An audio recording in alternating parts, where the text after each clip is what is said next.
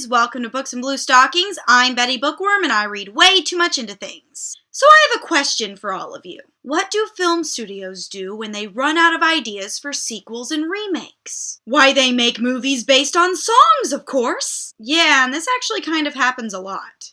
And by a lot, I mean more than you would expect it would. There's a movie based on the song Chattanooga Choo Choo, Earth Girls Are Easy, and surprisingly, Bad Romance.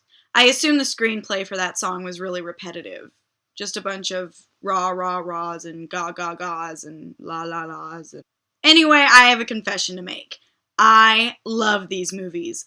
They are so delightfully horrible and cheesy, and I just eat it up with a spoon.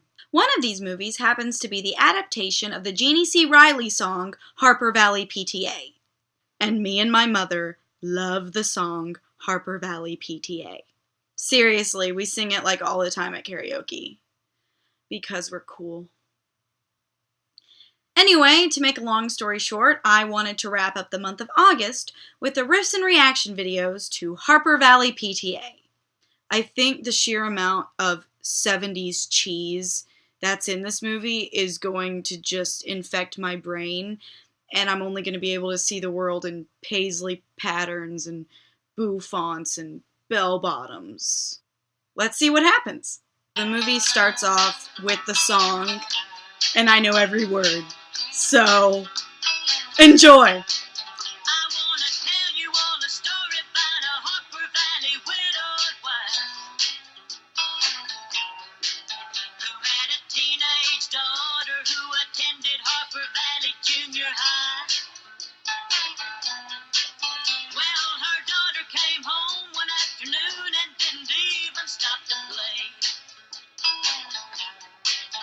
She said, Mama got a note here from the Harper Valley PTA. Did you like my lip syncing?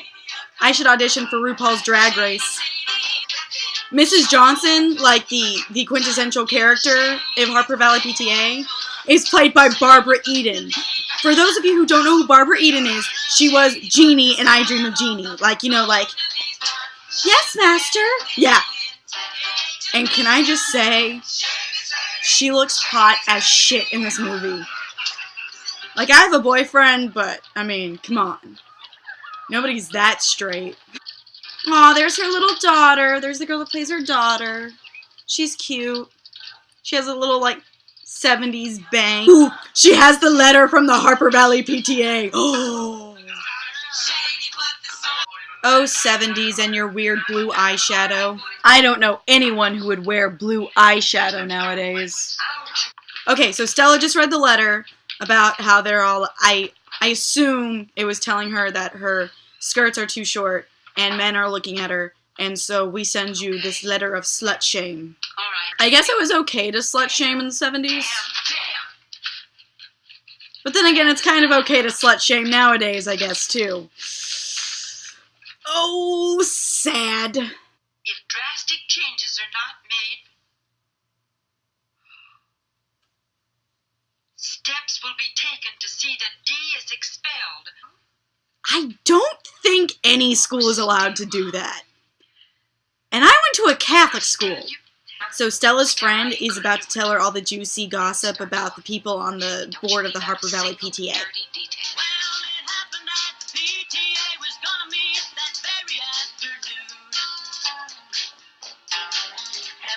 Sure surprised when Mrs. Johnson wore her miniskirt into the room.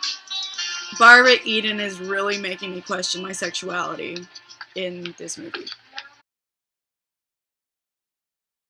Yes, God! Yes! That miniskirt! Yes, God! Oh, those heels! Oh, Stella Johnson, I love you. I'd like to address this meeting of the Harper Valley PTA. She said it! She said it! She said it! Oh my God! Oh my God! Unanimous. The voice of Piglet, like the original voice of Piglet, he plays like a skeezy adulterer in this movie.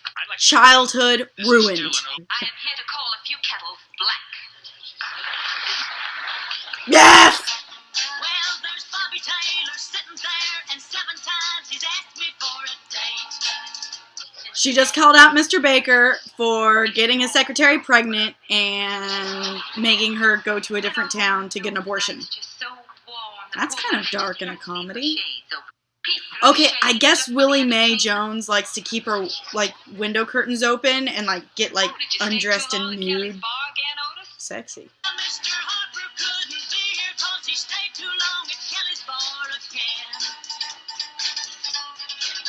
And if you smell Shirley Thompson's breath, you'll find she's had a little nip of gin. Ooh, this is not in the song. She just called out one of the board members for having a gambling problem. That's not in the song. I wonder if it will come back to play later in the film. Let's face it, this here's just a little pagan place. You're all a bunch of Harper Valley hypocrites. She said it! She said it! She said it! She said it! It's my favorite line. She said it. It appears that Stella's primary beef with everyone on the board is that they drink too much. Really? A bunch of drunken hypocrites in a small southern town. Huh. Somebody just TP'd Stella Johnson's house. Really, Harper Valley PTA? Are you 5? By the way, I would love it if somebody TP'd my house. That'd be like free toilet paper for like a year. Please don't toilet paper my house. That's not what I meant. But if you do, I like Charmin. Somebody just threw a brick through Stella Johnson's window. You don't mess with Bay like that. So Stella's best friend, the nosy one, she's a hairdresser. Drink. Apparently in the 70s, hairdressers would just like get really drunk when they were supposed to be working and doing people's hair. Kool-Aid. It is. That would explain the majority of hairstyles in the 1970s. Alright, so they're at the bar, and I think they're going to do something really awful to Bobby Taylor, like the one that keeps asking Stella on a date. The one that was the voice of Piglet. That still upsets me. Ooh, Stella is seducing Piglet! Oh, they're at a motel! Jeannie and Piglet are gonna bump uglies! So Stella Johnson just locked a naked Piglet out of the motel room. Piglet is wearing a fire hose as clothes. He looks like Bjork. So Stella just got roses from the secretary of the Harper Valley PTA. Apparently he was not the one that sent the letter. Somebody forged his signature. Eligible man in the county. Of course, that's the excuse I would use if I had offended the hottest piece of ass in the county. Okay, so I guess Miss Riley, like, kind of like the unofficial head of the PTA, she was the one that, like, was, like, heading the whole crusade against Stella Johnson. Good day, Miss Riley. Well, she's coming in for a hair appointment with Stella's nosy friend. I have a feeling Stella might have something up her spandex sleeve. Alright, so they are making some bubbling, burning chemical that I assume they are going to put on this woman's hair. And it's not as bad as the other shit women would put on their hair in the 70s. And Mrs. Riley has like this big ass hairdo that's totally not a wig. Movie magic. Ew, some of her hair just fell into the punch. Ew. Ew. Hair punch. Oh god. I can't tell you how delighted I am. There's a trail of hair. Oh god. And she's bald. It looks like somebody just glued Father Time's pubic hair to the top of her skull. Okay, so I guess Willie Mae is about to bang the mailman. And I guess, oh, Stella's gonna film it all. This is gonna be awkward. Did they just not notice the big, bulky video camera outside the open window? So Dee's class is about to watch a film. Did Stella do what I think she did? Stella spliced the sex tape into a sex education film that is being shown to 13-year-olds. A sex tape starring their teacher. If this happened today, both Willie Mae and Stella would be sex criminals, and they would be on like one of those pedophile websites where a little dot, you know, appears over your house. I need an adult! I need an adult! I need an adult! Okay, so Will Newton is trying to convince Stella to run for the head of the PTA. I'm happy that, you know, they're trying to add some more depth to the story rather than just, you know, the song, you know, getting revenge. But I'm curious to see how this whole, like, political subplot works out for him.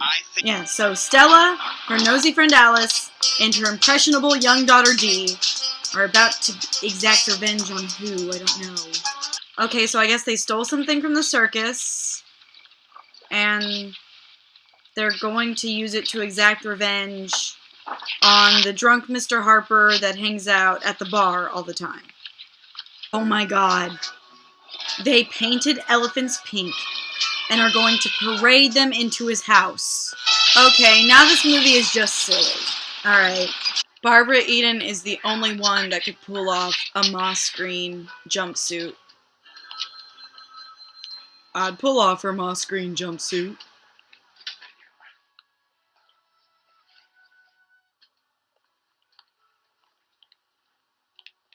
Alice, how's it when he's creating, would you? Oh, you bet I would. If it was my kid, I'd come on, get it. This movie was like so much fun, and then it just kind of like dwindles. That's the hazard of making a movie based on a 3-minute song. You have to stretch out 100 minutes of exposition from a 3-minute song.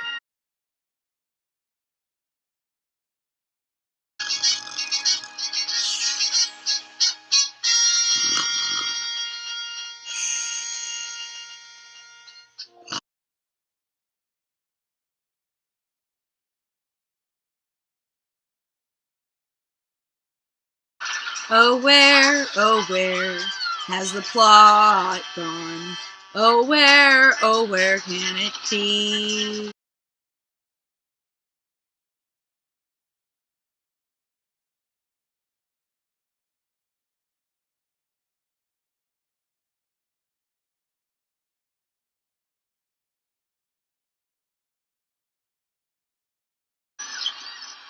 The embezzling bitch just got her car filled with horse manure.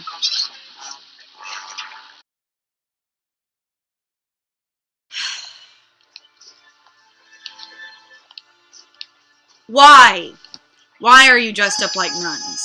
You know what? I just figured out what's happening. It's the 70s.